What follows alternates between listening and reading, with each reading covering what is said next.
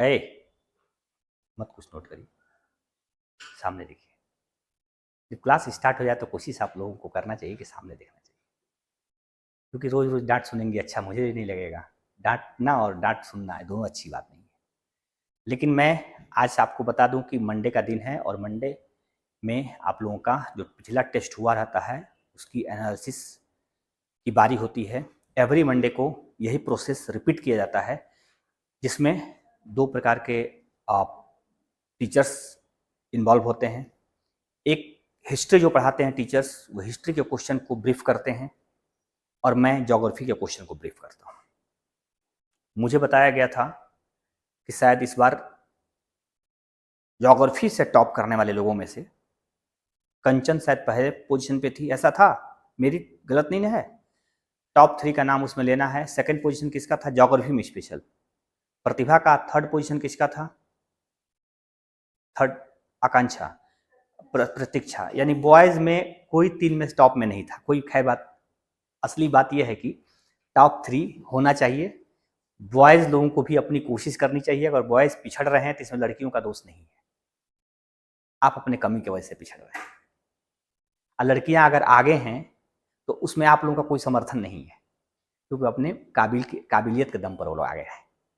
तो बॉयज को भी समझ लेना चाहिए मेरा कहने का इशारा किधर है और मैं कहना क्या चाहता हूँ। मेरी भी हार्दिक इच्छा है कि बॉयज में से टॉप 3 में कोई पोजीशन लाए, लेकिन जो क्लास की स्टैंडर्ड्स है उसके हिसाब से मुझे लग रहा है कि बॉयज को थोड़ा सा ज़्यादा वर्क करना पड़ेगा, क्योंकि इस क्लास में लड़कियों का दबदबा था, दबदबा है, और दबदबा ये तो नहीं बता सकता कि रहेगा कि नहीं, बट कुछ ना कुछ मुझे लग रहा है कि अभी बेहतर पोजीशन में वो लोग हैं। तो सारे बॉयज एक संगठित रूप से काम कीजिए, एक दूसरे के हेल्पिंग नेचर में काम कीजिए, और आपकी कोशिश ये रहे कि टॉप 3 में आप पहुँचे। सभी टॉप 3 में पहुँचने वाले स्टूडेंट्स को हार्दिक शुभकामना, बहुत बधाई। आप लोगों ने अच्छा किया था, इसलिए अच्छा परिणाम रिजल्ट देखने को मिला। मैं उम्मीद कर रहा हूँ कि ये जो अच्छी पहल है वो लगातार बनी रहे। ठीक है, हम आपके 25 क्वेश्चन को ब्रीफ करने के लिए आए हैं और मैं पहला क्वेश्चन देख पा रहा हूं जो बड़ा अच्छा क्वेश्चन है, लेकिन बड़ा इजी क्वेश्चन है। इसमें मुझे नहीं लग रहा है किसी को परेशानी हुई होगी। एक परेशानी इसमें हुई होगी। पहले क्वेश्चन पढ़ लीजिए। क्वेश्चन क्या कहता है? विश्व में सर्वाधिक वर्षा कहां होती है? इसमें एक क्वेश्चन तो आसान है, लेकिन इसमें क्या समस्या आई होगी? एक आपका नाम मासिन राम दिया है और दूसरा चेरापूंजी दिया है। ठीक है, बहुत बचपन से आप लोग पढ़ते हुए आ रहे होंगे कि चेरापूंजी भारत ही नहीं बल्कि दुनिया का सबसे ज्यादा वर्षा वाला क्षेत्र है। लेकिन शायद आप लोग करंट अगर नहीं समझ पाए होंगे तो यह गलती कर चुके होंगे, लेकिन मैं उम्मीद कर रहा हूं कि गलती नहीं किए होंगे। आज हाल फिलहाल मासिन राम जो दुनिया की सबसे ज्यादा वर्षा आधारित क्षेत्र है वो हो चुका है। अब इसमें क्या चीज समझना है जान लीजिए। एक्चुअली चेरापूंजी भी मेघालय में है और मासीराम भी मेघालय में है, दोनों कुछ ही दूरी पर है। एक समय था जब चेरापूंजी में ज्यादा वर्षा होती थी, लेकिन वर्षा का रुख थोड़ी सी बदली है और बंगाल की खाड़ी से उठने वाली हवाएं थोड़ी अपने रुख को बदलकर जैसे दूसरे तरफ मुड़ी हैं, सर्वाधिक वर्षा होने का स्थान चेंज हो गया है। आप सबको पता होगा कि गारो, खासी और जयंतिया नामक 3 पर्वत है मेघालय में। गारो, खासी और जयंतिया, और संयोग से एक तरफ से बंगाल की खाड़ी की तरफ से आने वाली हवाएं इधर आगे बढ़ती है, जो बहुत अधिक आर्द्रता ली हुई रहती है, और जैसे ही आगे बढ़ती है दुर्भाग्य से उन हवाओं के सामने 3 ऊंची पर्वत पड़ते हैं। जब हवा इधर जाती है तो ये पर्वत रुकता है, हवा इधर जाती है तो ये पर्वत रुकता है, हवा इधर जाती है तो ये पर्वत रुकता है। इसी कारण हवाएं ऊपर उठती है और संघनित होकर बादल भयंकर बनाती है और खूब जोर की वर्षा कराती है। 11,877 मिलीमीटर या 467 इंच की वर्षा, वार्षिक वर्षा देखने को मिलती है मासिन राम में, और इस तरह से दुनिया का सर्वाधिक वर्षा आधारित क्षेत्र कहीं है तो वो मेघालय का मासिनराम। एक और बड़ी बात है, उस राज्य का नाम देखिए, मेघालय, जहां मेघों का घर हो, जहां मेघों का आशियाना हो, उसको कहते हैं मेघालय। उस मेघालय के नाम को अगर संधि विच्छेद कर रहे हैं आप, तो मेघालय मतलब जहां केवल और केवल बादल हो, केवल और केवल मेघ हो, वहां कितनी वर्षा हो सकती है, इस बात से आप समझ पा रहे होंगे। हालांकि दुनिया की तीसरी पहली वर्षा मासिनराम में, आपका आंसर होगा, कितने लोग गलती लगाए होंगे मुझे नहीं मालूम है। दूसरी वर्षा चेरापूंजी में सबसे अधिक होती है और तीसरी सबसे अधिक वर्षा भारत में ही होती है। अगुम्बे एक जगह है कर्नाटक में, अगुम्बे कर्नाटक में पश्चिमी घाट से रिलेटेड यह स्थान दुनिया की तीसरी सबसे अधिक वर्षा आधारित क्षेत्र है, जो भारत में ही है और कर्नाटक में है। एक दक्षिण भारत में, एक पूर्वोत्तर भारत, दो पूर्वोत्तर भारत की तरफ दुनिया का सबसे अधिक वर्षा आधारित क्षेत्र है। हालांकि आप सबको पता होगा कि धरती पर सबसे अधिक बारिश अगर होती है तो इक्वेटर लाइन के 10 डिग्री नॉर्थ और 10 डिग्री साउथ में होती है, जिसे हम डोल्ड्रम प्रदेश कहते हैं। ये तो आप सबको पता होगा। लेकिन किसी एक विशेष स्थान पर जब हम वर्षा की वो करते हैं, रिकॉर्ड लेते हैं, तो उसमें तीनों टॉप स्थान भारत से रिलेटेड है। यह हर्ष का विषय है, काफी अच्छी विषय है। ठीक है, नेक्स्ट क्वेश्चन। तो आपका पहले का सी सही है। सेकंड का देख लेते हैं। सेकंड, हमारे देश के अधिकांश भाग में किस प्रकार के वन पाए जाते हैं? अब वन पाए जाते हैं हमारे देश में, ये श्योर है। 5000 से अधिक प्रकार के पौधे हमारे देश के ओरिजिन पौधे हैं, ये भी श्योर है। लेकिन पूछ रहा है कि जितने हमारे पास वन हैं, इसमें सर्वाधिक वन किस प्रकार के हैं? पहला ऑप्शन क्या कह रहा है? उष्णकटिबंधीय वर्षा वन। हमारे देश पाया तो जाता है लेकिन कम क्षेत्रों में पाया जाता है, क्योंकि दक्षिण का कुछ ही क्षेत्र ऐसे हैं जो उष्णकटिबंधीय वर्षा वन वहां मिलती है। केरल में, तमिलनाडु में, कर्नाटक में कुछ क्षेत्रों में ऐसा हमारे वहां वन पाया जाता है, जो बरसात के प्रभाव से इतना सघन और व्यापक हो चुका रहता है, जिसमें हम उसकी सघनता कहीं ना कहीं डोल्ड्रम प्रदेशों की स्थिति से समकक्ष रखते हैं। बी क्या कह रहा है? उष्णकटिबंधीय पतझड़ वन। और पतझड़ वन को हम पर्णपाती वन भी कहते हैं। जब पत्ते पेड़ से गिर जाते हैं वर्ष में एक बार, तो उसे पतझड़ या पर्णपाती की संज्ञा देते हैं। तीसरा पर्वतीय वन। हिमालयन क्षेत्रों की तरफ भारत में ज्यादातर ये वन पाए जाते हैं, और ये भी एक बड़े आकार में है, बट सबसे बड़े आकार में नहीं है। तीसरा है मैंग्रोव वन। और मैंग्रोव प्रजाति के वन छोटे आकार में और बहुत कम सीमित जगहों पर पाई जाने वाली भारत में वन है। लेकिन ये सर्वाधिक पश्चिम बंगाल में मैंग्रोव प्रजाति के वन पाए जाते हैं, और दूसरा गुजरात में सबसे अधिक वन पाए जाते हैं।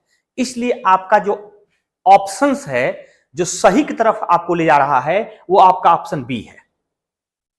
दूसरे का बी सही है। इसमें शायद आप लोग कुछ कंफ्यूजन अगर होंगे तो इसका मैं निदान निकालूं, क्योंकि शायद आंसर में कुछ गलतियां हो गई थी। मिस्टेक से शायद उन लोगों की तरफ से डी नामक आंसर दे दिया गया था, ऐसा कुछ था। और उस आंसर को आप लोग सुधार लीजिए, क्योंकि वो answer by fault, by mistake हुआ था। मैं जब इसको देखा हूं तो मैं उन लोगों से कहा हूं कि कहाँ एक मिस्टेक हो गई, तो उन लोगों ने कहा कि टाइपिंग मिस्टेक है सर। हम लोगों ने बी को डी समझ लिया। खैर, वो सुधार के चांसेस हैं हमारे पास। एक बार टेस्ट में सुधार होती है, एक बार आंसर शीट में सुधार होती है, एक बार कंक्लूजन में सुधार होती है। तो ये तीसरा स्टेप है जहां सुधार के चांसेस हैं। हालांकि एक सुधार और बाकी है, वो है आप किसी भी टीचर से पर्सनली कंसल्ट करके आप अपनी समस्याओं को दूर कर सकते हैं। अगर लगता है कि ज्योग्राफी में किसी प्रकार की कोई समस्या है तो मेरे पास आ सकते हैं क्लास के बाहर। और हिस्ट्री में कोई समस्या है तो हिस्ट्री वाले सर 10 मिनट 15 मिनट अभी एक्स्ट्रा बैठे रहते हैं, क्योंकि आप सबको पता है कि हिस्ट्री वाले सर गवर्नमेंट ऑफिसर हैं, जो आपके क्लास को लेने के बाद तुरंत अपने ड्यूटी, सेकेंडरी ड्यूटी को ज्वाइन करते हैं।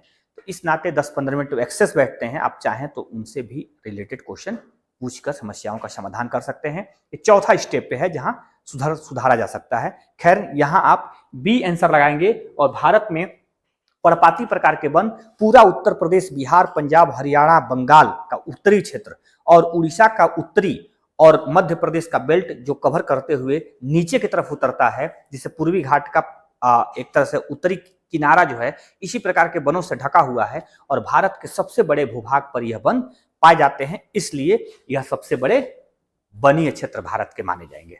सेकंड सही है। नेक्स्ट थर्ड का देख लीजिए, निम्नलिखित में से कौन सा कथन जैन सिद्धांत के अनुरूप है? ये कहां से आ गया? क्या कर रहे हैं लोग? थर्ड को देख लूं, फोर्थ को रोजवुड, ये ठीक है, कहीं हो गया होगा, खैर देख लीजिए। अब अगला तीसरे को ये मानिए आप, ठीक है ना, कोई इशू नहीं। आप चौथे नंबर का क्वेश्चन ध्यान देंगे। नीचे दिए गए सूची 1 सूची 2 को सुमिलित कीजिए। सूची 1 सूची 2 को सुमिलित करना है, ठीक है। और सुमिलित करते समय बड़ा बारीकी से ध्यान देना होता है। अगर किसी एक का भी आंसर आपने थोड़ी सी चूक कर लिए तो पूरा क्वेश्चन गलत हो जाता है। इसलिए सुमिलन करने के दौरान आपको बहुत सावधानी बरतनी पड़ती है। यहां देखेंगे रोजवुड और महोगनी, ये किस प्रकार के पौधे हैं और कहां पाए जाते हैं? हाँ, ये आपके सबसे अधिक वर्षा वाले क्षेत्रों में महोगनी पौधे पाए जाते हैं। बहुत कठोर होते हैं, बहुत मजबूत होते हैं, बहुत लंबे, बहुत चौड़े होते हैं, ठीक है। पीपल और नीम किस प्रकार के क्षेत्र का पौधा है? हम लोगों की तरफ का क्षेत्र पौधा। हमारे तरफ क्या होता है? उष्णकटिबंधीय पतझड़ होता है, तो आपका पीपल बी का 4 हो जाएगा। फिर हम देख पा रहे हैं खैर और बबूल कहाँ के पौधे हैं? बबूल में कांटा होता है, झाड़ीनुमा बबूल होते हैं, खैर भी झाड़ीनुमा होते हैं, ये रेगिस्तानी क्षेत्र के होते हैं। और कटीले झाड़ियां जो है अर्थात सी का 3 इसमें सही है। और चौथा पाइन तथा देवदार प्रकार के जो पौधे होते हैं वो देवदार शंकुआकार होते हैं जो पर्वतों पर पाए जाते हैं और इस तरह से पर्वतीय वनस्पतियों का हिस्सा है। अब हम देखते हैं रोजवुड और महोगनी ए का बी कहां है, और ए का बी खोजेंगे तो यहां तो ये दिखाई दिया ए का बी, और इसी से आप आंसर को सही लगा देंगे। क्यों? क्योंकि ए का बी किसी में नहीं है। सॉरी, ए का बी है ना, ये तो गलत है। ए का बी किस में है? ये है बी, और ए का बी यही है ना, सी सही है ना। हाँ तो सी तो है, ए का बी, और पीपल नीम बी का 4, खैर बबूल किस पे है? कंटीले 3, और पाइन और देवदार पहला। ये तो आपका कौन सा आंसर सही हो रहा है? सी सही हो रहा है। इस तरह से कहीं ना कहीं आप इस सुमिलित करने वाले या फिर सूचीबद्ध करने वाले प्रश्नों को ध्यान पूर्वक लगाएंगे। इसमें थोड़ी सी आप हल्की सी अगर जान लेते कि रोजवुड और महोगनी अगर बी में है तो ए का बी किस में सही है, ये पहले ही से आपको क्लियर हो जा रहा है कि सी नामक क्वेश्चन सही है। अगर बी में भी 2 होता तो 2 ऑप्शन आपको निकलता, हो सकता है दोनों में से कोई एक सही हो, तब हम दूसरे पर जाते, नंबर लगाते, तो दूसरा देखते क्या सही है, फिर तीसरा देखते क्या सही है। कभी कभी इस क्रम में चौथा तक जाकर आपको आंसर मिलता है, एग्जैक्ट आंसर कभी कभी चौथे तक मिलता है जाकर, और कभी कभी पहला ही आपको आंसर दे देता है कि यही है, आगे बढ़ जाओ, दूसरे तीसरे चौथे को पढ़ने की जरूरत ही नहीं पड़ती है। ठीक है, तो इस प्रकार के क्वेश्चन या तो जल्दी बहुत हो जाता है, या तो सबसे लास्ट में जाकर ये पता चलता है कि नहीं ये नहीं ये है। तो सुमिलित करने वाले, सूचीबद्ध करने वाले क्वेश्चन के साथ ये समस्या है। अब देखेंगे 5वां क्या कह रहा है। मैंग्रोव वन के संदर्भ में निम्नलिखित कथनों पर विचार कीजिए। यही वन सबसे अधिक बार पूछा जाने वाला प्रश्न रहा है। हमेशा से यूपीएससी के नजरों में मैंग्रोव वन रहा है, इस पर प्रश्न पूछे जाते हैं। इसकी व्याख्या पढ़ लीजिएगा, पूरा डिटेल इसको पढ़ लीजिएगा। वे वन खारे पानी में रह सकते हैं। स्वाभाविक तौर पर समुद्र के किनारे पर तटीय क्षेत्रों में मैंग्रोव वन पाए जाते हैं, तो खारा पानी में रहते हैं, खूब ढंग से रहते हैं। दूसरा क्या कह रहा है, सुंदरी वन इस प्रकार के वनों का महत्वपूर्ण प्रजाति है। आप सबको पता होगा कि हमारे वहां एक मैंग्रोव प्रजाति का वन है जिसे सुंदर वन कहते हैं। बंगाल में, जिसमें भारत का पश्चिम बंगाल और बांग्लादेश के तटीय बेल्ट में जो पूरा डेल्टाई वन फैला हुआ है, उसे क्या कहते हैं हम? सुंदरबन का डेल्टा। और सुंदरबन का डेल्टा इसलिए कहते हैं क्योंकि सुंदरी नामक वृक्ष उसमें सबसे अधिक पाए जाते हैं। जब सुंदरी नामक वृक्ष सबसे अधिक पाए जाते हैं तो इसका मतलब मैंग्रोव प्रजाति में सुंदरी नामक वृक्ष इसकी महत्वपूर्ण प्रजाति है। और उपयुक्त में से कौन सा कथन सत्य है? जब सत्य की बात कर रहा है तो खारे पानी में भी खूब ढंग से रहते हैं। और सुंदरी नामक वृक्ष भी इसकी महत्वपूर्ण एक प्रजाति है, अर्थात सी, ए और बी दोनों सही है। यहां पे समझ लीजिए मैंग्रोव प्रजाति के वनों की बड़ी विशेषता मैं बता दूं आपको। पहले तो मैंग्रोव प्रजाति के वन की पूरी खाल बहुत मोटी होती है और नमक के विरुद्ध उसकी या खारापन के विरुद्ध उसकी क्षमता बहुत मजबूत होती है लड़ने के लिए, इसलिए भी उसमें सेफ रहते हैं। तीसरा उसकी क्या विशेषता है, वो हमेशा जड़ को बहुत गहराई तक पकड़े रहते हैं, जिससे तटीय बेल्ट में आने वाली जो समुद्री धाराएं हैं उस प्रकार के पेड़ का कुछ नुकसान नहीं पहुंचा पाती हैं। तीसरी बात क्या है कि वो छोटे छोटे द्वीपीय रूप में जो वहां भूमि फैली हुई रहती है उसी पर वो उगते हैं। तीसरी बात क्या है कि मैंग्रोव प्रजाति के वन थोड़ा सा सघन होते हैं, जिसके वजह से हजारों प्रकार के जीव जंतुओं का बसेरा रहता है, वो हमेशा वहां जीव जंतु वहां देखने को मिलते हैं। और तीसरा इसमें कारण प्रभाव क्या है कि नदी के द्वारा जो उसका मुहाना होता है उसी मुहाने के क्षेत्र में लगभग इसका फैलाव देखा जाता है। और समुद्र का किनारा, नदियों का मुहाना, ये सबसे बेस्ट जगह होता है जहां पर मैंग्रोव प्रजाति के वन उगते हैं। भारत में पश्चिम बंगाल में सबसे अधिक मैंग्रोव प्रजाति के वन है और दूसरा गुजरात में दूसरा सबसे अधिक मैंग्रोव प्रजाति के वन पाए जाते हैं। तो इस पर थोड़ा सा क्वेश्चन संभाल के देना होता है आपको आंसर, और कई प्रकार के घुमावदार क्वेश्चन इस पर बनते हैं। मैं उम्मीद कर रहा हूं कि दुनिया का सबसे बड़ा वन आपके देश में है मैंग्रोव प्रजाति के वन, सुंदरबन का डेल्टा, तो आप इसको ठीक से समझ पा रहे होंगे, ठीक है ना। सुंदरी नामक वृक्ष से ज्यादा पटा हुआ है। अब देखते हैं छठवां क्वेश्चन। छठवां क्वेश्चन क्या है, वन्य जीव सप्ताह कब मनाया जाता है। अब वन्य जीव सप्ताह कब मनाया जाता है, तो वन्य जीव सप्ताह अक्टूबर के पहले सप्ताह मनाया जाता है। वन्य जीव सप्ताह मनाने के पीछे रीजन क्या रहा है, वन्य जीव सप्ताह मनाकर वन में रहने वाले जीव जंतुओं को संरक्षित करना है, जीव जंतुओं को सुरक्षित करना है। आप देखे होंगे यहां तक कि सांप को भी मारना ये पर्यावरण के विरुद्ध माना जाता है। अब जब आपके घर में जब सांप निकलते हैं, कहीं भी बाग बगीचे में सांप निकलते हैं, तो सपेरों को बुलाकर उसको पकड़ के और जंगल में छोड़ने की व्यवस्था बनाई गई है। इस प्रकार से हर जीव जंतुओं की रक्षा और संरक्षण किया जा सके, इसके लिए अक्टूबर महीने का पहला वीक वन्य जीव संरक्षण के लिए समर्पित है। और इसकी शुरुआत 1952 से कर दी गई थी, अर्थात ये आज से नहीं चल रहा है, ये 70-60 वर्ष पहले से चला आ रहा है कि जीव जंतुओं का संरक्षण होना चाहिए। नेक्स्ट देखेंगे 7वां, निम्नलिखित में से भारत में जंगली बकरी कहां पाई जाती है। कैसी बकरी, जंगली बकरी। और जंगली बकरी कहां पाई जाती है, तो पश्चिमी घाट, पूर्वी घाट, गिरबन और हिमालय क्षेत्र। आप जब एनसीईआरटी पढ़ रहे थे तो जंगली बकरी, जंगली भालू, जंगली प्रकार के और भी जीव जंतु जिसके शरीर पर ज्यादा बाल भी होते हैं, ठंडी से बचने के लिए उनके ऊपर पूरी बाल की संरचना होती है, उनका आकार बर्फ में चलने और जीवन सर्वाइवल के लिए भी बनाया जाता है। उनकी सींग जो है कि मुड़ी हुई सींग होती है बकरियों की, और वो काफी गर्म एक तरह से प्रजाति है। साल भर में 2 बार उसके बच्चे होते हैं, 6-6 महीने पर बच्चे देते हैं। जोड़ा से लेकर 3-4 बच्चों की संख्या हो सकती है।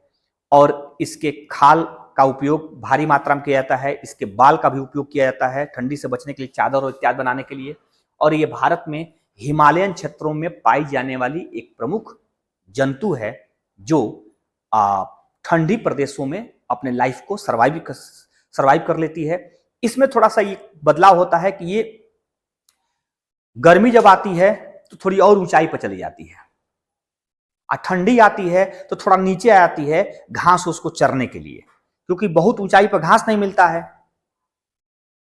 लेकिन ठंडी के दिनों में थोड़ा सा बहुत ठंडी पड़ने की वजह से हल्की सी नीचे आ जाती है, जहां घास वगैरह चारा वगैरह इसको मिलता है। और जैसे ही नीचे गर्मी थोड़ी सी पड़ने लगती है, ये थोड़ा ऊपर चली जाती है। मतलब अपने लाइफ को ऊपर और नीचे के साथ जीने का प्रयास में रहती है, जहां एक बेहतर माहौल इसको मिल सके, इसलिए अपने स्थान को ये वर्ष में 2 बार, 1 बार चेंज करती रहती है। ठीक है, नेक्स्ट देखेंगे 8वां देख लीजिए। भारत में जंगली गधे बहुत इंपॉर्टेंट है, प्राकृतिक निवास स्थान कहां है। आप लोगों ने शायद इसको तो आंख मूंद के लगा देना चाहिए था।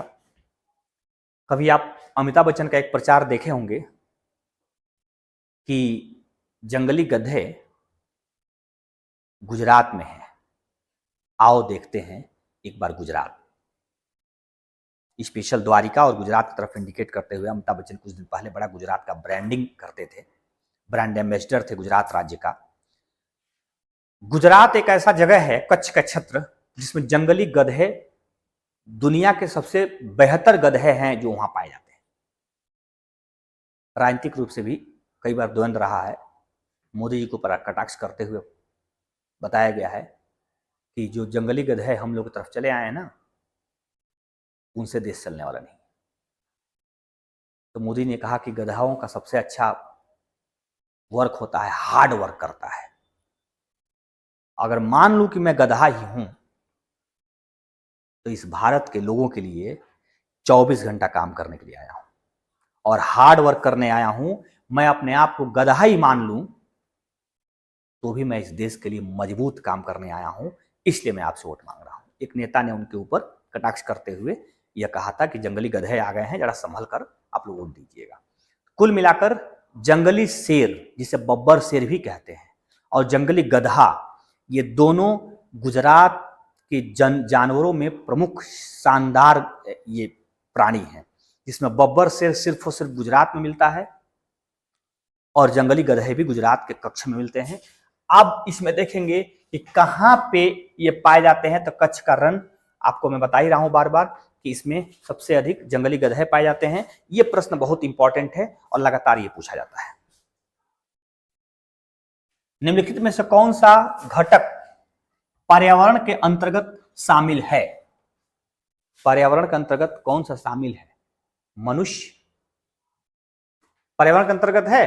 धरातलीय आस्थाकृति, मानव निर्मित वस्तुएं, जो आप साइकिल, मेज, डेस्क, घर, मकान, प्राकृतिक वस्तुएं, पहाड़, पठार, झील, झरने, बहुत सारे मेटल, खनिज, ये सभी कुछ पर्यावरण का अहम घटक हैं और सब लोग मिलकर, सब कुछ मिलकर पर्यावरण का निर्माण करते हैं। इसलिए सबका होना, सब कुछ का होना आवश्यक है यदि सुंदर पर्यावरण हम चाहते हैं। तो यानी कि सभी उस पर्यावरण के प्रमुख घटक हैं और ऑप्शन आपका उपयुक्त में से सभी सही है। ठीक है, नेक्स्ट देखेंगे। 10वां क्वेश्चन क्या कह रहा है? 10 नंबर क्वेश्चन, निम्नलिखित में से कौन सा कथन सत्य है? अब सत्य की तलाश में फिर हम लोग एक बार आगे बढ़ेंगे। ठीक है, जैन धर्म, बौद्ध धर्म पढ़ रहे हैं आप लोग, स्पेशली सत्य की खोज के लिए महात्मा बुद्ध और महावीर स्वामी का अपना खुद का प्रयास था। जब सनातन सिस्टम में खामियां उत्पन्न हुई तो अच्छे लोगों ने एक नया रास्ता चुनने के लिए भरपूर प्रयास किया। उसमें से एक गुट का नेतृत्व महात्मा बुद्ध कर रहे थे और दूसरे गुट का नेतृत्व महावीर स्वामी कर रहे थे। वो भी एक प्रकार की सत्य की खोज ही थी। यहां पे हम लोग क्या सत्य खोज रहे हैं? जो सही है उसको खोजेंगे। पृथ्वी के वायुमंडल का अस्तित्व उसके गुरुत्वाकर्षण बल के कारण है। अगर पृथ्वी में गुरुत्वाकर्षण बल नहीं होता तो पृथ्वी के ऊपर जो हवाओं का आवरण है वो कहीं और उड़कर चला जाता। रुकता, हवाएं धरती पर इसलिए रुकी हुई हैं क्योंकि धरती में गुरुत्वाकर्षण बल है। अर्थात पहला का सत्य सही है। दूसरा क्या है? वायुमंडल में परिवर्तन होने से मौसम एवं जलवायु में परिवर्तन हो जाता है। अगर वायुमंडल में परिवर्तन नहीं होता, गर्मी हमारे वहां नहीं आती, तो बरसात भी नहीं होती। यानी वायुमंडल के परिवर्तन से जलवायु और मौसम में परिवर्तन होते हैं। कभी गर्म वायुमंडल होगा तो परिवर्तन, कभी ठंडा वायुमंडल होगा तो दूसरे प्रकार की जलवायु का परिवर्तन, कभी वायुमंडल गर्म होकर ऊपर उठेगा तो तीसरे प्रकार का जलवायु परिवर्तन, कभी वायुमंडल भारी होकर नीचे आएगा तो चौथे प्रकार का जलवायु और मौसम में परिवर्तन। अर्थात वायुमंडल में परिवर्तन के साथ मौसम और जलवायु में भी परिवर्तन होते हैं। अर्थात दूसरा भी सही है।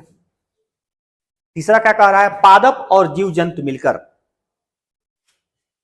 जैवमंडल का निर्माण करते हैं। यह 100% सही है, क्योंकि जैवमंडल जीव और पादप से मिलकर बनता है। जैवमंडल किससे बनता है, जीव और पादप से मिलकर बनता है, और दोनों मिलकर जैवमंडल बनाते हैं। यही ये बात कह रहा है, अर्थात तीसरा भी सही है, मीन सब कुछ सही है, यानी सत्य की खोज हम लोग कर लिए। क्यों अविनाश, सत्य की खोज में कोई दिक्कत हुई? यानी तीनों क्या है, यस। नेक्स्ट 11वां नंबर देख लीजिए। समझ पा रही हैं आप, देख रही हैं ठीक से? चलिए, पर्यावरण शब्द की उत्पत्ति किस भाषा में हुई है? अब भाषा खोजेंगे।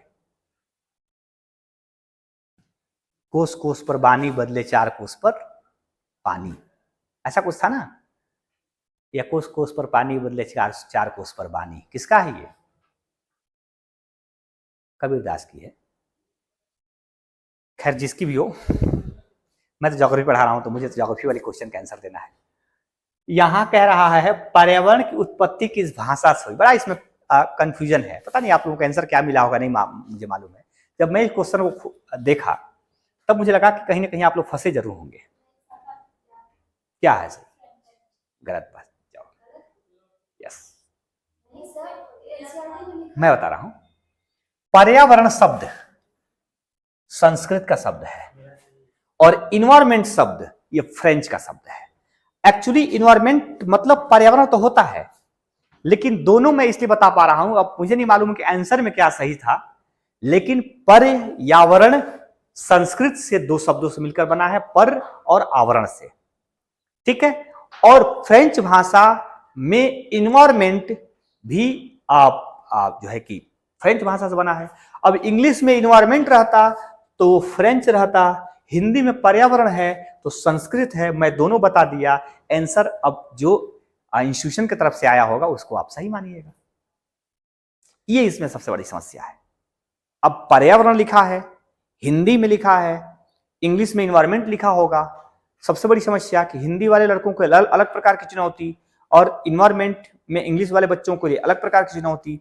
इसमें हिंदी वाले बच्चे अगर संस्कृत को आंसर मारेंगे तो संस्कृत के हिसाब से सही है, क्योंकि पर आवरण संस्कृत दो शब्द हैं, दोनों मिलकर बनते हैं और पर्यावरण बनाते हैं।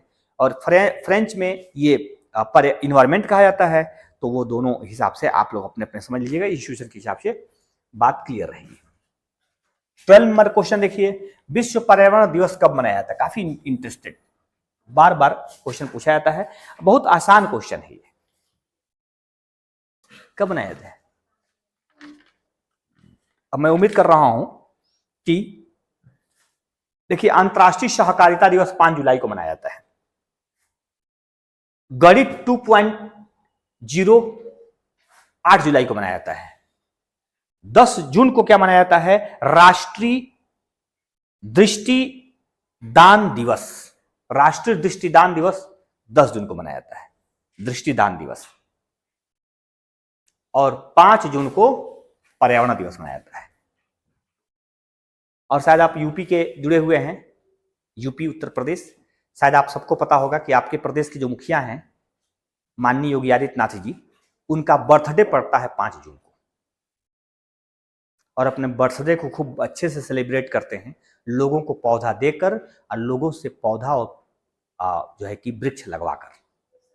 यस, 8 जुलाई को जो है कि गणित 2.0 दिवस,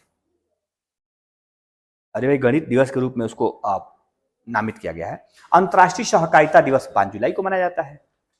और दृष्टिदान, अंतर्राष्ट्रीय सहकारिता दिवस 5 जुलाई को मनाया जाता है। और 10 जून को मनाया जाता है अंतर्राष्ट्रीय दृष्टिदान दिवस। मतलब आंखों को क्या कर लीजिए, दान कर दीजिए। सबसे खूबसूरत आंखें किसकी थी? बड़ा ब्रांडिंग बनी थी, बड़ा प्रचार हुआ था 10 वर्ष पहले, हर गाड़ियों पर हर गाड़ियों पर उस आंखों की स्टिकर लगाकर लोग चलते थे। नहीं मालूम है? ऐश्वर्या राय जी की आंखें बहुत खूबसूरत थी और ऐश्वर्या राय ने अपनी आंखों को दान भी दे दिया है। मरने के बाद उनकी आंखें मतलब हेल्थ डिपार्टमेंट की तरफ से रख ली जाएंगी, मतलब उन्होंने आंखों का दान कर दिया है। तो आप लोग भी जब ज्यादा एज में आइएगा ना तो आंखों का दान कर दीजिएगा। क्या करेंगे ले जाकर, वहां भगवान दूसरा आगे देंगे। अब देखेंगे 13 नंबर देख लीजिए क्या कह रहा है। 13 नंबर, नीचे दिए कथनों का ध्यान पूर्वक पढ़िए। ध्यान लगा दीजिए।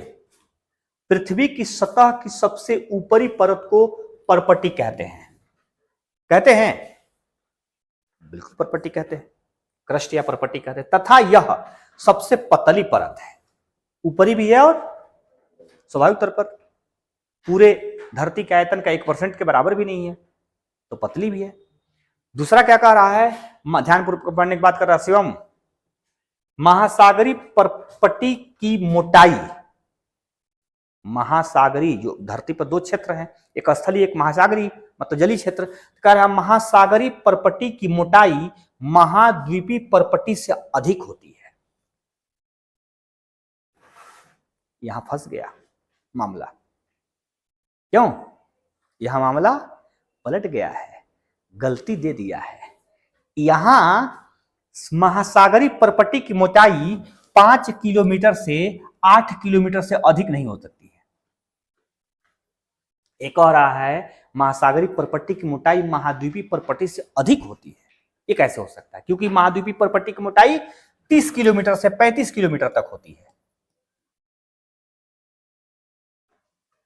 तो उल्टा क्वेश्चन हो गया ना, कौन सा मोटाई ज्यादा है बताइए शिवम, स्थली की या सागरी की? महासागरी की, सागरी की। बहुत अच्छा। कौन सा अविनाश? सागरी। आप तो बता देंगे कौन सा? इसका यह पता चल रहा है कि तीनों बॉयज, ये जो आप उस बेंच पे बैठे हुए हैं, उन लोगों का ध्यान कहीं और था। आपका ध्यान कहां है? और शराब की दुकान यहां है। एक शराबी अपने दुकान को खोज लेता है क्योंकि उसके अंदर शराब पीने की नशा होती है।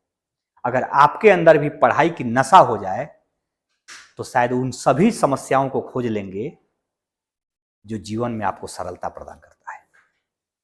उसका काट खोज ही लेंगे। मैं बार बार बता रहा हूं कि महासागरीय मोटाई 5 से 8 किलोमीटर और महाद्वीपीय मोटाई 30 से 35 किलोमीटर। किसकी मोटाई ज्यादा?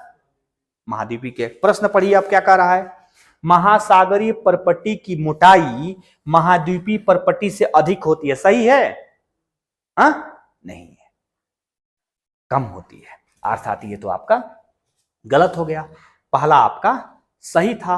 निम्नलिखित में से कौन सा कथन सत्य है? हा? बोलिए बोलिए। यस, केवल तो केवल ए में केवल 1 दिया है, बी में केवल 2 दिया है, तो बी तो गलत है पूरी तरह से। इसमें 1 और 2 दोनों दिया है, इसलिए ऑप्शन ए सही है। मींस 13 का ए। नेक्स्ट देखेंगे 14। जब द्रवित मैग्मा, मतलब जो ज्वालामुखी से लिक्विड फॉर्म में मैग्मा निकलता रहता है, द्रवित मैग्मा ठंडा होकर ठोस हो जाता है, होता ही है जैसा कि बताया गया है आप लोगों को, तब इस प्रकार के बने सेल को क्या कहते हैं? क्या कहते हैं? प्राथमिक सेल है। मैग्मा लावा से तुरंत का तुरंत बना रहता है। धरती पर सबसे ज्यादा अगर कोई सेल है तो आग्नेय सेल है। फैलाव नहीं, धरती पर विस्तार नहीं, धरती पर मोटाई, धरती की परपट्टी की मोटाई में सबसे अधिक भूमिका आग्नेय सेल की है। ऑप्शंस क्या दे रहा है?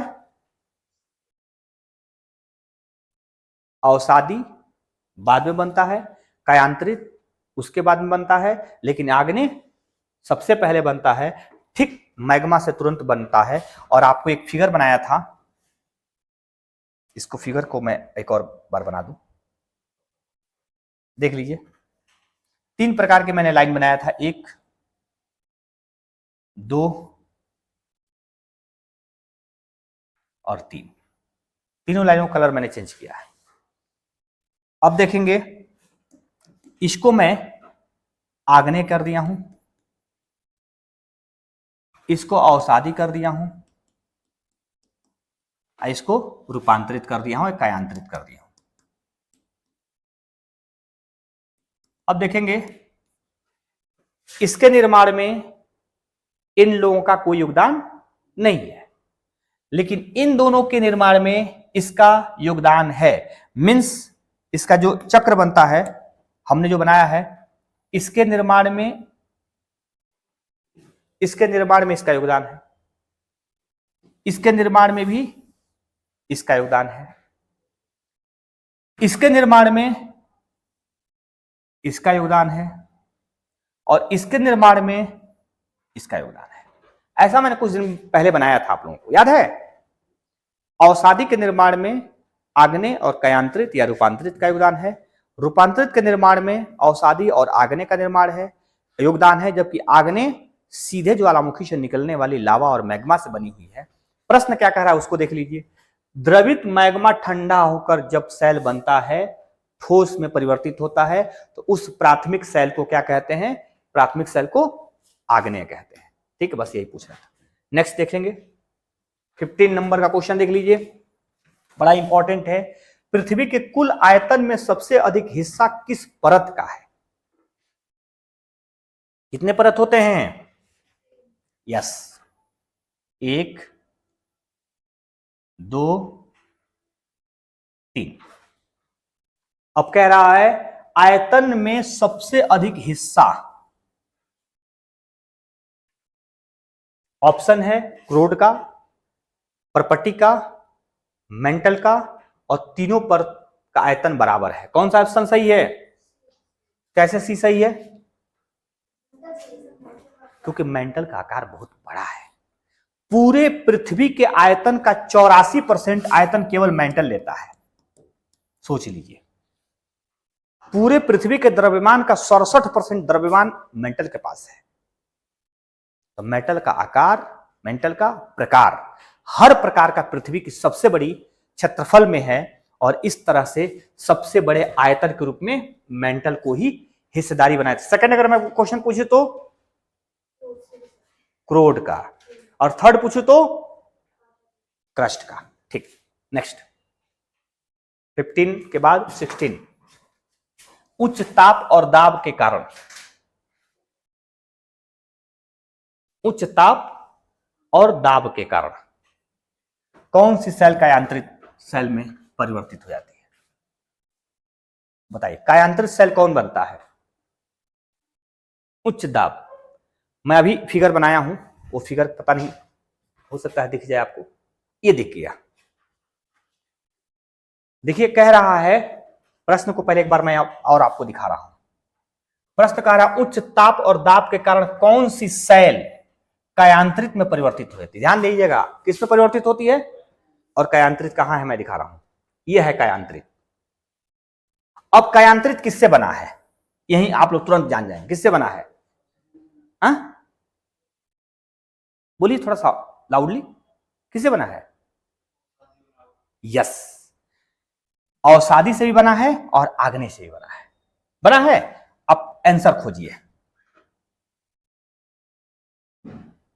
यह है आंसर।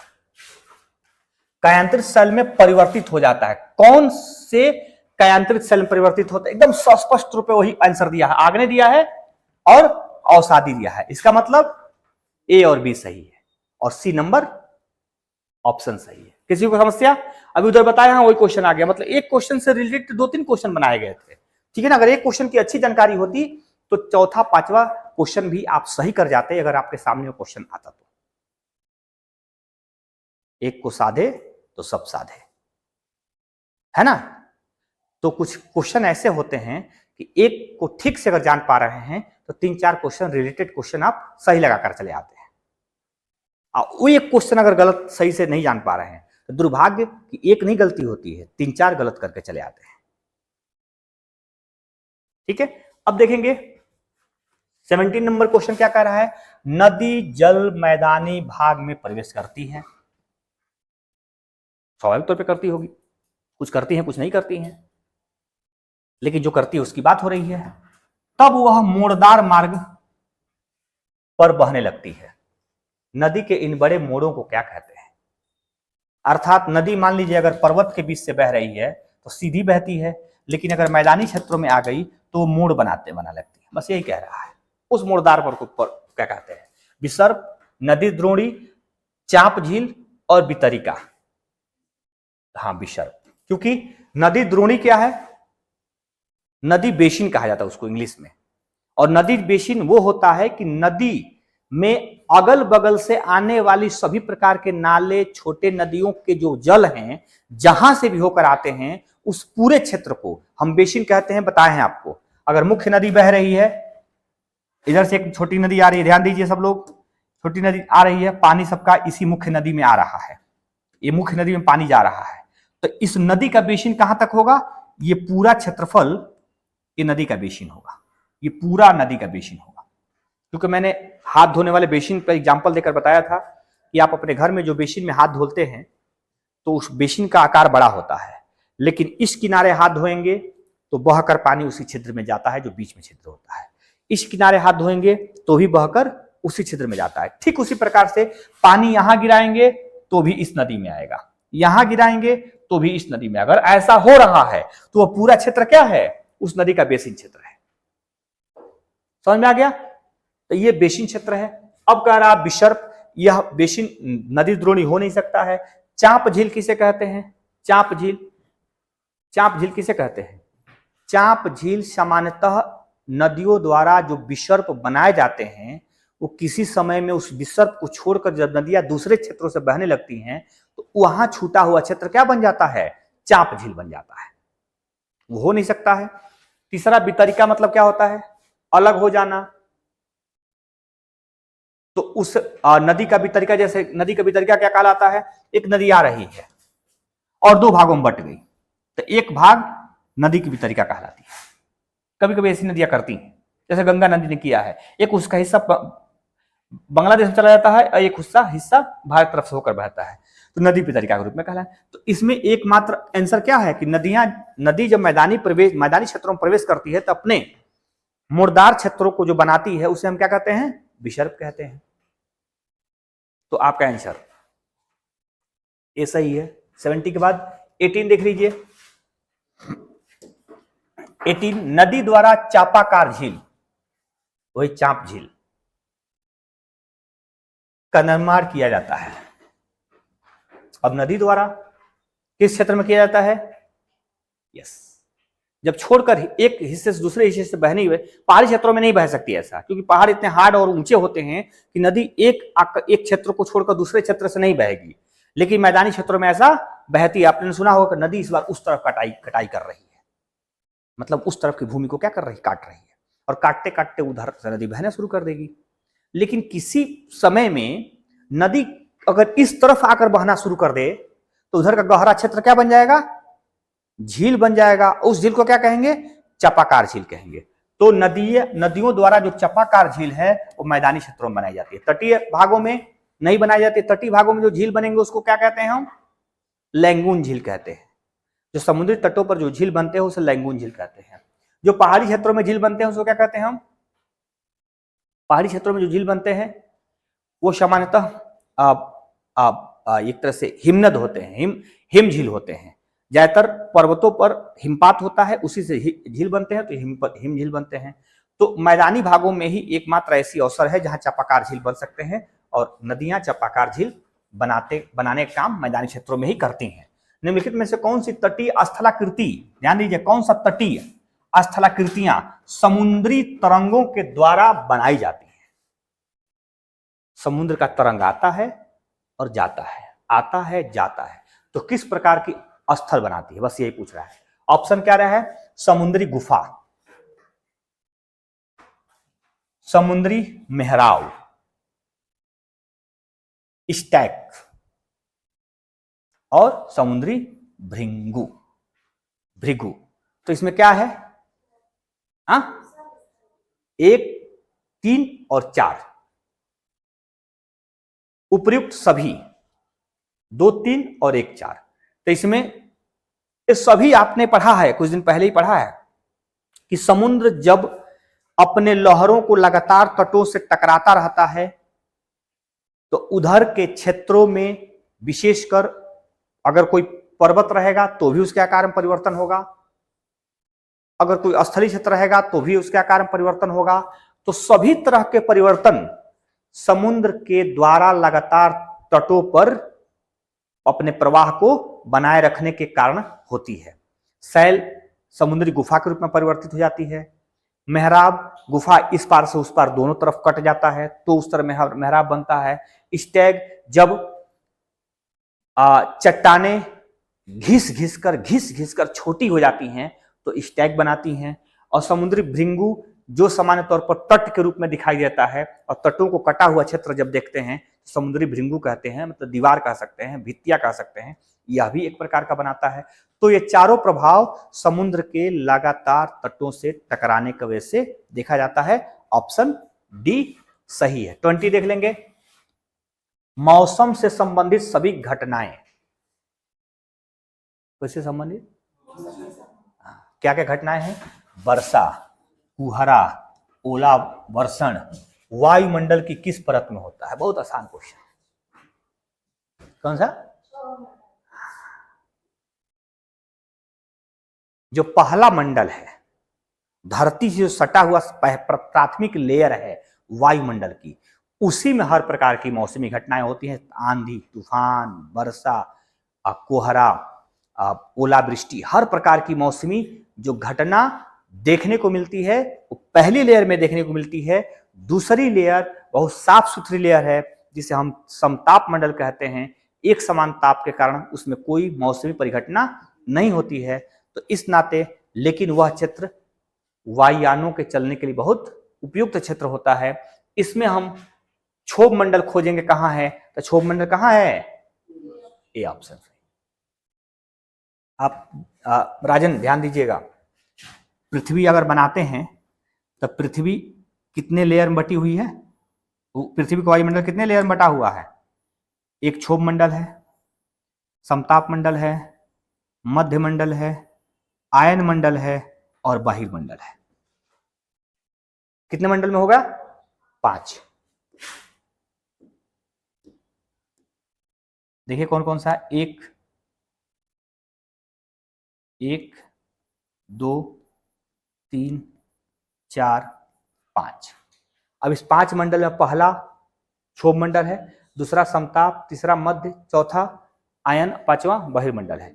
इसी में सबसे अधिक आंधी, तूफान, वर्षा, ओला वृष्टि इत्यादि आती है, मतलब जिस मंडल में हम लोग रहते हैं, ठीक है ना, इसे क्षोभ मंडल कहते हैं। बाकी किसी मंडल में उतना प्रभाव वायुमंडल पे नहीं पड़ता है जितना क्षोभ मंडल में पड़ता है। हर प्रकार की मौसमी घटनाएं आपको इसमें देखने को मिलती है। यही प्रश्न है, इसी को खोजने की बात कर रहा है। 21 समताप मंडल, देखिए उसके ऊपर वाले मंडल की बात हो रही है। समताप मंडल से संबंधित निम्नलिखित कथनों में से कौन कौन से सत्य है? फिर सत्य की खोज करेंगे। और किस में जाना है हमको?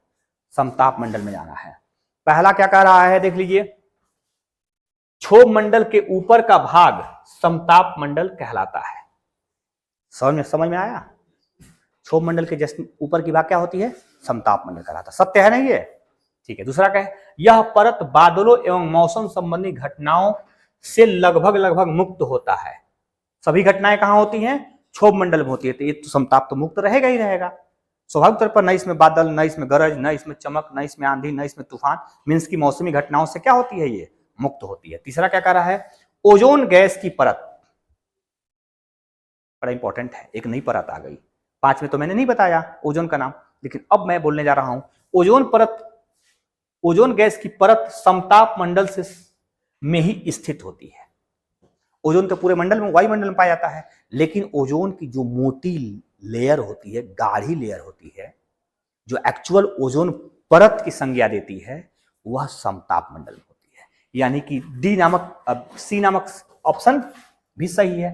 पहला भी सही था, दूसरा क्या था? गलत था। अरे यह परत बादलों और मौसम सी घटनाओं से, हाँ बिल्कुल ये भी सही था। तो यानी सब तीनों सही है इसका मतलब, तो यानी ऑप्शन डी सही है। हमको लग रहा है कि युक्त है, मुक्त है, यानी तीनों ऑप्शंस सही है और तीनों समताप मंडल से रिलेटेड है। अर्थात क्षोभ मंडल की ऊपरी परत को समताप कहते हैं। परत बादल और मौसमी घटनाओं से मुक्त होता है और ओजोन परत समताप मंडल में ही स्थित है। ओजोन परत अलग से इसका नामकरण किया गया है, लेकिन O3 नामक गैस को ओजोन गैस कहते हैं। ऑक्सीजन के 3 अणु मिलकर क्या बनाते हैं? ओजोन बनाते हैं, O3 कहा जाता है। और इस ओजोन के द्वारा पृथ्वी की रक्षा की जाती है तब जब सूर्य से निकलने वाली अल्ट्रावायलेट किरणें पृथ्वी की तरफ तेज गति से आती हैं तो ये ओजोन की परत पृथ्वी से लगभग 25 किलोमीटर 20 किलोमीटर ऊपर स्थित आने वाली अल्ट्रावायलेट किरणों को छान लेता है और शुद्ध ऊष्मा धरती तक पहुंचती है, जिससे जीव जंतु इत्यादि के लिए काफी अच्छा होता है, पर्यावरण को लेकर काफी बेहतर होता है। अगर ओजोन परत में किसी प्रकार की क्षति या ह्रास होती है तो जीव जंतु और पादपों के लिए बहुत ही नुकसान का सौदा है। इसीलिए ओजोन परत को बचाने के लिए मॉन्ट्रियल संधि सहित बहुत सारी संधियां हुई हैं और विश्व ओजोन संरक्षण दिवस के रूप में भी चिन्हित किया गया है। और हर साल ओजोन की समीक्षा होती है और हर बैठक में ओजोन के अस्तित्व को बनाए रखने के लिए प्रयास भी होते हैं। ठीक है, नेक्स्ट 22। अंतरिक्ष से आने वाली उल्का पिंड वायुमंडल में किस परत में प्रवेश करते ही जलने लगती है? जैसा कि आप सबको पता होगा कि सूर्य से आने वाली बहुत सारे ऐसे कण जो उल्का पिंड के रूप में तब्दील हो जाती हैं वायुमंडल में प्रवेश करते ही, और वह इसलिए तब्दील हो जाती है क्योंकि वायुमंडल में घर्षण के कारण उसमें तेज गति से आग लग जाती है। आपने देखा होगा अपने देश के शुभांशु शुक्ल इस समय अंतरिक्ष में बने हुए हैं। 10 जुलाई को उनकी वापसी होगी। हम सब बेसब्री से इंतजार कर रहे हैं उनका कि सकुशल वो धरती पर पहुंच जाएं, भारत का लाल भारत को वापस मिल जाए और 2027 में भारत तरफ से जो गगनयान भेजा जाएगा उस गगनयान का अगुवाई कर सकें, क्योंकि इसरो ने बड़े दिनों से लगातार संघर्षों के परिणाम देगा जब गगनयान को अंतरिक्ष में भारतीय टेक्नोलॉजी के माध्यम से भेज दिया जाएगा। इसके लिए एक ट्रायल के तौर पर शुभांशु शुक्ल को हम लोग भेजे हैं। इनको भेजने, उनको टेस्टिंग और इनको रिसर्च के लिए जो भेजा गया है, इसके लिए भारत सरकार 550 करोड़ रुपया खर्च किया है। कितना करोड़? एक व्यक्ति को यह बताने के लिए कि जाओ जरा देख कर आओ और हमें भी बताना। एक ऐसे 3 लोगों की जो दल है वो हम अंतरिक्ष में भेज सके। भारत बहुत बड़ा अचीवमेंट हासिल करेगा जब 2027 में भारत का गगनयान भारत की धरती से इसरो के माध्यम से जाएगा। क्या गौरव के दिन होंगे। 1,40,40,000,000 लोग एकटक निगाहों से उस दिन के लिए साक्षी बनेंगे जब वह अंतरिक्ष के सफर पर निकल चुका रहेगा और हमारे 3 लोग हाथ हिलाते हुए भारत की जय और भारत माँ की जय बोलते हुए आगे बढ़ेंगे। कितना वो अच्छा पल होगा। दुनिया में ऐसा करने वाले कुछ ही देशों में हम शामिल होंगे, जो सिर्फ कुछ देश इस अचीवमेंट को हासिल कर पाए हैं। खैर, जल्दी वो दिन आए, शुभांशु शुक्ल आए, पहले तो उनकी आने का हम लोग बारी का इंतजार कर रहे हैं। तो ये मैं बताने जा रहा हूं आपको कि शुभांशु शुक्ल का जिस दिन यान स्पेस एक्स फाल्कन 9 से जब वो आगे बढ़ रहे थे तो धरती की कक्षा से जैसे बाहर निकलने का प्रयास कर रहे थे, कुछ ही दूरी पर जाने के बाद उनकी यान में भयंकर आग लग गई। वो आग क्यों लगी थी? आपने कभी देखा होगा, लौ जल रही थी, बहुत तेज आग जल रही थी। वायुमंडल के घर्षण से था। जिस मेटल से उनकी यान बनाया गया था वो अगर कमजोर मेटल होता तो जलकर खाक हो जाता। उसका तापमान कई 100 डिग्री सेल्सियस था। बाहर की आग का तापमान पूरा समझिए कि गोला, आग का गोला बन गया था वो और चल रहा था। उसकी स्पीड क्या थी? 28,000 किलोमीटर प्रति घंटा। कितना किलोमीटर? 28,000 किलोमीटर प्रति घंटा। मतलब कि 1 सेकंड में वो जानते हैं कितना दूर जा रहा था? 7.5 किलोमीटर जा रहा था। टक, 7.5 किलोमीटर भाग गया। टक, जैसे घड़ी की सुई टक टक करती है ना, एक एक सेकंड में 8-8 किलोमीटर की यात्रा कर रहा था।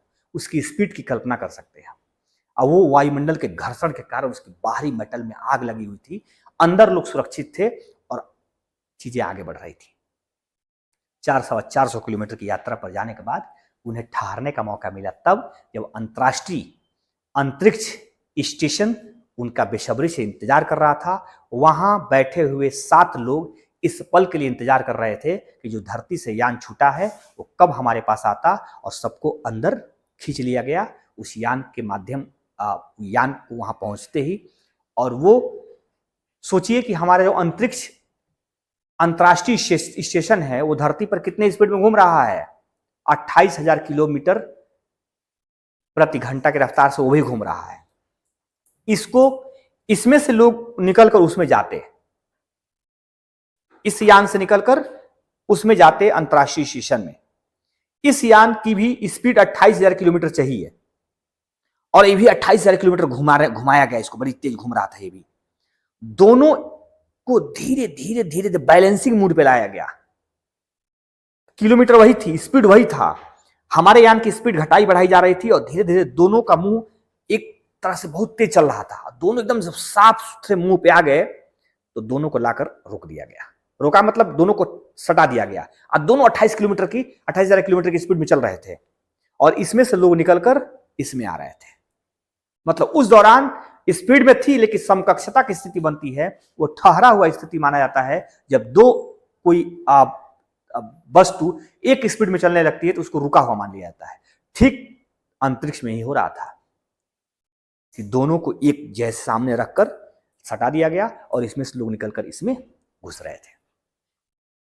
कितना बड़ा चुनौती थी। और जो कमांडर था, जो पायलट था हमारे यान का, वो हमारे सुधांशु शुक्ल भी थे। वो कितना कंट्रोल करके चीजों को आगे बढ़ा रहे होंगे। उस यान की स्पीड और इस यान की स्पीड को पहले मेंटेन करना था, फिर उसके मुंह तक पहुंचना था, फिर इस यान से निकलकर उस यान में एंट्री करना था। यह कितनी बड़ी चैलेंजिंग थी, कितना बड़ा ये हुनर का काम था, और कितना बारीकी इसमें सतर्कता थी, आप इसका अनुमान लगा सकते हैं। लखनऊ के लाल ने कर दिया कमाल। अब आ जाइए हम लोग इसमें एक क्वेश्चन पूछा गया, उल्का पिंड वायुमंडल में किस परत में जाकर प्रवेश करता है। अब देखिए, मैंने अभी कुछ देर पहले बताया कि वायुमंडल के मुख्य रूप से जो परत होते हैं वो क्या कहलाते हैं। अभी मैंने बताया आपको कि एक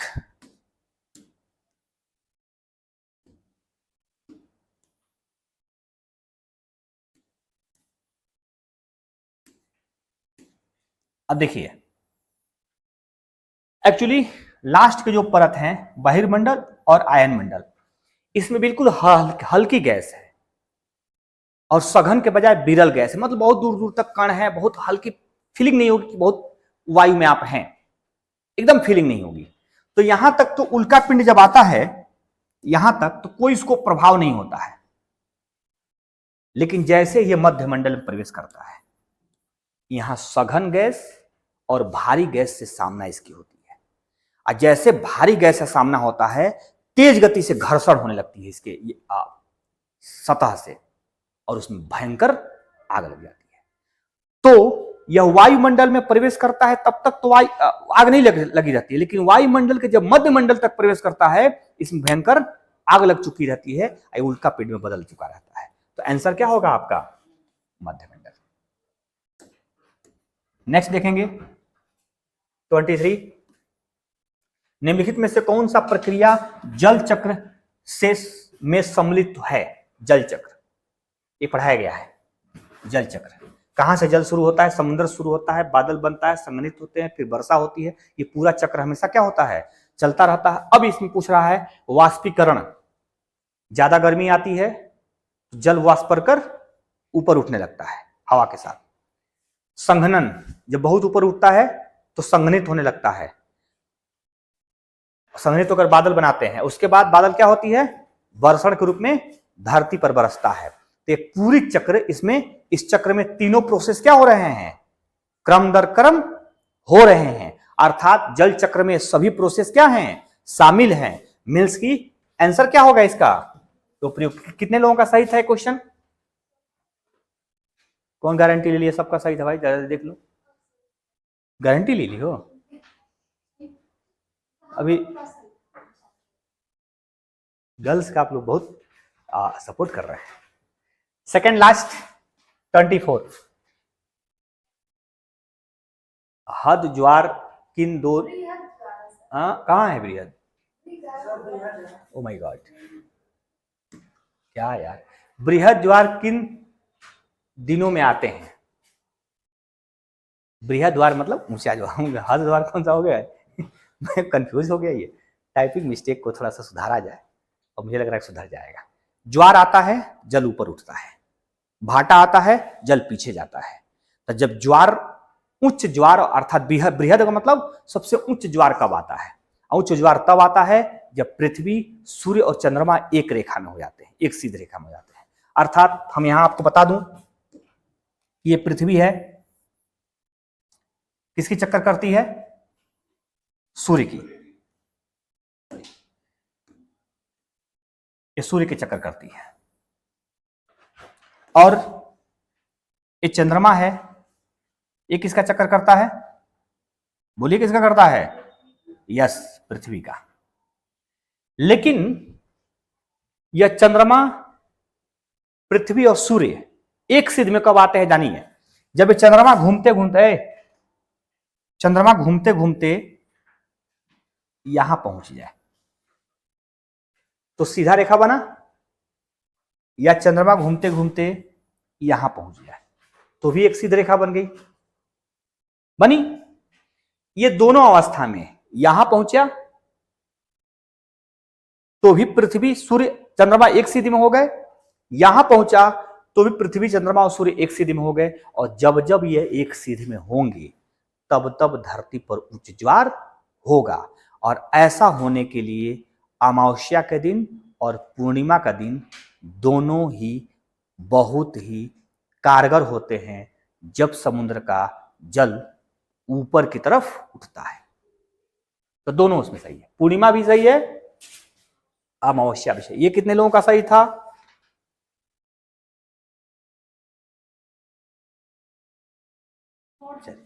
अच्छा, छोड़ दिया गया, ना सही था ना गलत था, मैंने छोड़ दिया। अब लास्ट अंतिम क्वेश्चन आज का है ज्योग्राफी की तरफ से। सुनामी शब्द की उत्पत्ति किस भाषा में? ये बहुत हल्का क्वेश्चन। जापानी भाषा। सुनामी, सु मतलब एक तरह से कह सकते हैं कि आप तट रेखा होता है, मतलब जल का तट पर आना है, ऐसे उसमें बोला जाता है। तटीय जल को सु कहते हैं जापानी में, क्योंकि जापानी, चाइनी में सु, सा, कीकू, किंगकांग ये सब भाषा बोली जाती है। और वही वहां पे हो रहा है। सुनामी शब्द से, जापानी शब्द से इस शब्द को लिया गया है, और दुनिया भर में चर्चित सुनामी जो शब्द है वो इसीलिए बहुत फेमस है, क्योंकि ये बार बार समुद्री क्षेत्रों से पानी का एक बहुत बड़ा हिस्सा उठकर और तटीय बेल्ट की तरफ चल देता है। कभी कभी स्थल पर इतना फैल जाता है, कि लोग त्राहिमाम करने लगते हैं। समुद्र तट को नुकसान पहुंचाता है, समुद्री मछुआरों को नुकसान पहुंचाता है, कभी कि स्थलीय क्षेत्र को भी भारी नुकसान पहुंचाता है। जैसा कि 2004 में जो सुनामी आई थी 26 दिसंबर को, आपको बताया गया था, वो कितना प्रलयकारी थी, कितना तबाही मचाई थी कि लाखों लाखों लोग काल के गाल में समा गए थे। वो भी आप लोगों को बताया गया है और पढ़ाया गया है। चलिए 25 का 25 क्वेश्चन आपके सही हो गए, और मैं उम्मीद कर रहा हूं कि आप लोग सही समझ गए होंगे। आगे गलतियां कम होगी, और कम होनी भी चाहिए। हर रोज सही क्वेश्चन की संख्या बढ़नी चाहिए और गलतियों की मात्रा कम होनी चाहिए। और इसी उम्मीद के साथ मैं अगले टेस्ट का भी इंतजार करूंगा कि आपके टेस्ट में जो क्वेश्चन आएंगे उसको बेहतर आप कर सकेंगे। आज का जो एनालिसिस था वो समाप्त हो गया। नेक्स्ट डे में आपको हिस्ट्री वाले सर निश्चित तौर पर इसका एनालिसिस देंगे। आप लोग भी उस दिन जरूर से बने रहिएगा। कोई समस्या अगर होगी तो उनसे जरूर शेयर करिएगा, क्योंकि आपके हिस्ट्री का भी एक बहुत शानदार क्लासेस डेली चल रही है। सर की तरफ से काफ़ी मेहनत किया जा रहा है और आप लोग भी अपने मेहनत के रेशियो को बढ़ा दीजिए, तो रिजल्ट भी अच्छे आने लगेंगे। आप लोग से नहीं, लेकिन सर से जरूर पूछूंगा कि हिस्ट्री में कौन टॉप 3 में था। ज्योग्राफी में तो मुझे पता चल गया, हिस्ट्री वाला भी देखूंगा कि हिस्ट्री के अलग जो मेरिट बनी थी उसमें कौन टॉप 3 में था। क्योंकि ओवरऑल टॉप जो था, ओवरऑल में शायद यही लोग थे जो इस समय हैं, कंचन, प्रतिभा और प्रतीक्षा। गर्ल्स लगातार दबदबा बनाई हुई हैं और मैं उम्मीद कर रहा हूं कि इनकी दबदबा बनी रहे, लेकिन लड़कों से भी उम्मीद कर रहा हूं कि दूसरे की दबदबा का चुनौती जरूर दें। ठीक है ना? बेस्ट ऑफ लक आप सबको क्लास करने के लिए। Thank you.